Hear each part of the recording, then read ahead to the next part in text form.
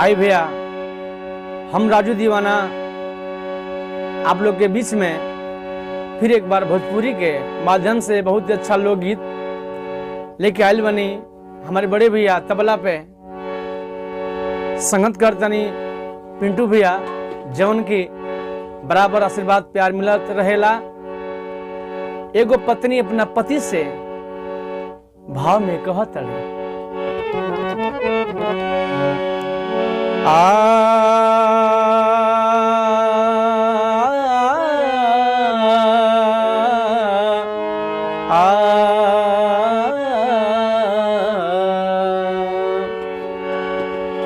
कि सैया जगला से अखिया भइल बाटे लाल, अभी सूते दी।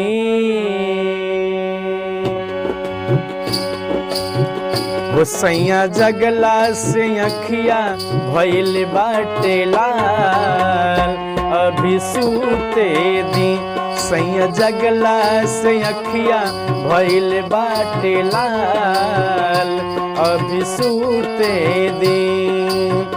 करिला निहोरा ए हमरो सजानवा, बड़ी रे बेचैनी में बाह मेरो मानवा। करिला निहोरा ए हमरो सजानवा, बड़ी रे बेचैनी में बाह मेरो मानवा।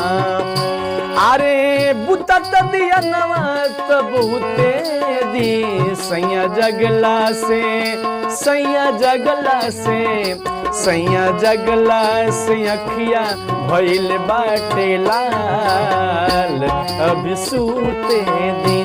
सैया जगला से अखिया भइल बाटे लाल, अभी सूते दी।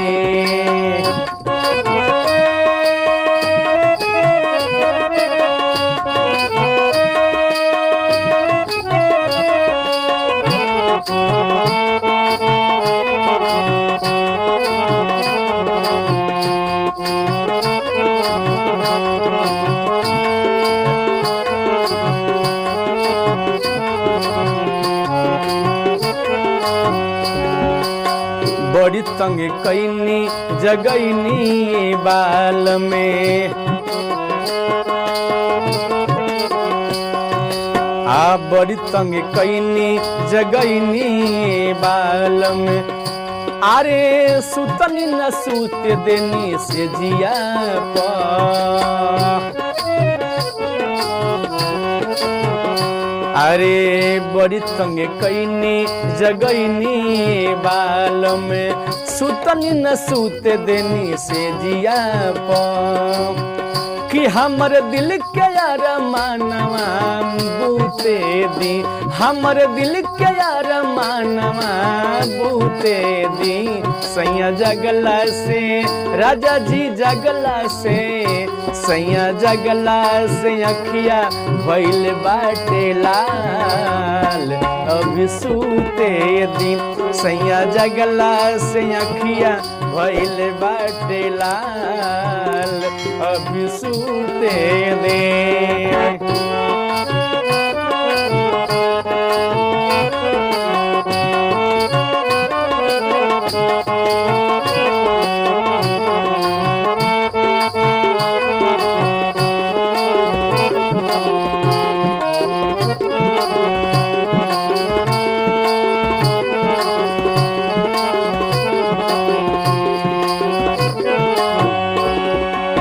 और भाबा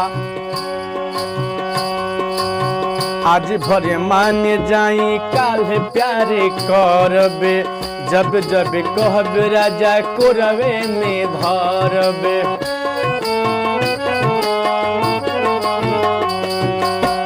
आज भरे मान जाई काल्हे प्यारे करबे, जब जब कहबर पिया कोरवे में धरबे।